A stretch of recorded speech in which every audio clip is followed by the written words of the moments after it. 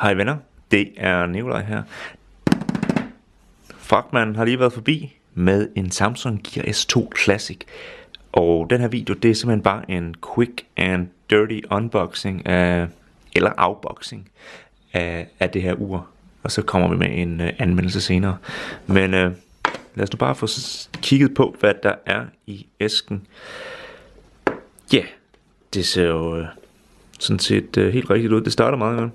Der er uret, det tager vi lige ud og lægger her, og så kigger vi, hvad der ellers er i kassen.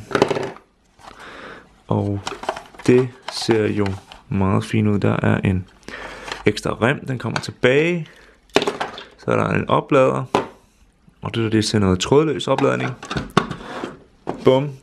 Der var ikke rigtig nogen manual eller noget andet her i. Næh. Væk med den. Okay. Oplader, rimelig standard. Der hvor det begynder at blive lidt sjovt, det er måske med sådan en som den her trådløs oplader. Jeg har ikke lige haft fingre i et smartwatch med trådløs opladning før. Skal vi se om jeg kan finde ud af at sætte det der i. Sådan der. Så tager vi den der ud der. Og så passer den nok meget godt ind. Cirka der.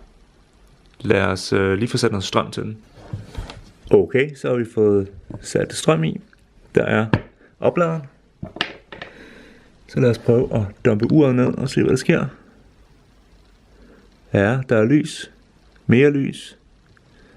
Et lille lyn.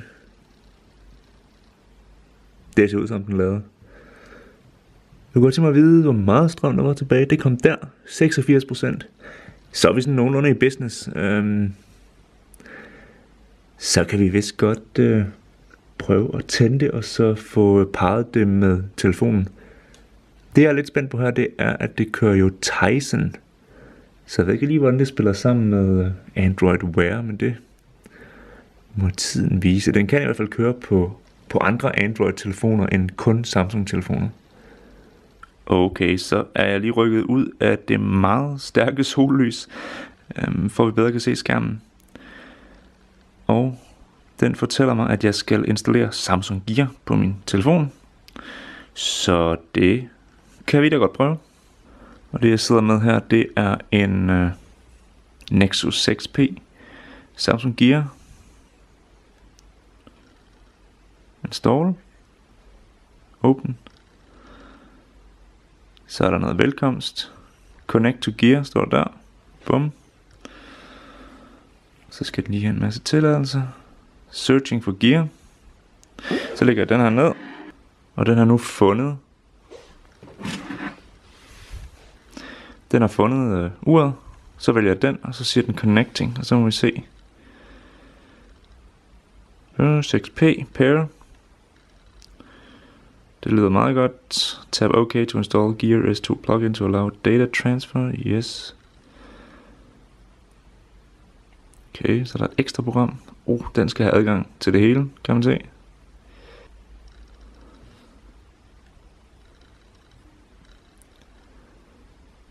Så skal den lige have adgang igen.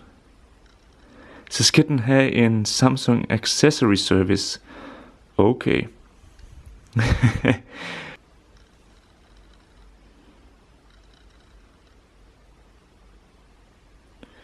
Så skal man sige ja til rigtig mange ting. Og så kan man vælge den her lange liste, hvad man har installeret, hvad man gerne vil have notifikationer fra. Jeg vil egentlig gerne have min Messenger, min messages. Contact, camera, calendar. Ja, det er fint. Audible vil jeg også gerne kunne styre. Godt.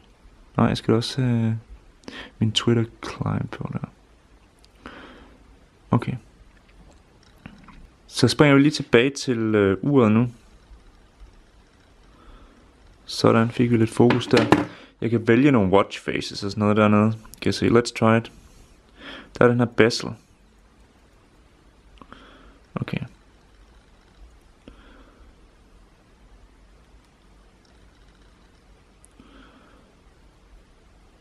Swipe down. Swipe up. Home key, view apps. Det er den der. Press again to go back. Nearly there. Cover and touch the screen with your palm to turn. Okay, ja, så slukker man skærmen. That's it. Det var sådan en rimelig fin intro.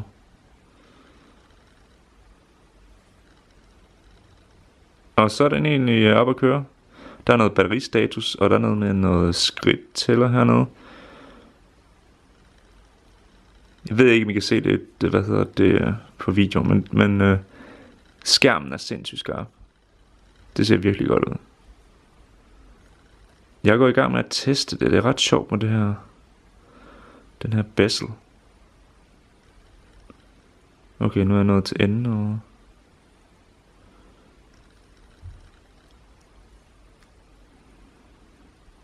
Spændende. Ad City. Okay.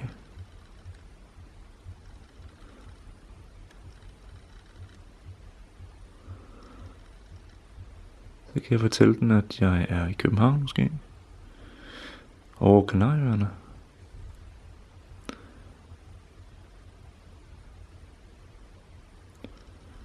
Bum. Copenhagen.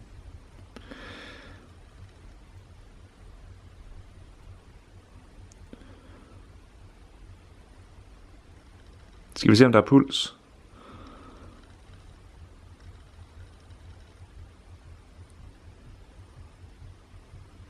Jeg kan se, at skærmen den flimmer lidt her på videoen. Det kan have noget at gøre med, hvilke indstillinger jeg har på kameraet.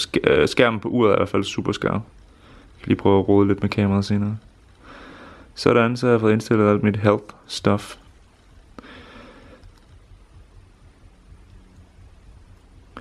Det virker meget fint, det der man navigerer her.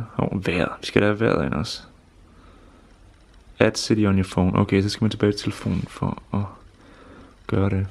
Okay, det var lige afboxing, installation og første indtryk. Jeg glæder mig til at komme i gang med at teste det, og så kan vi jo lave en lille review video senere. Vi ses!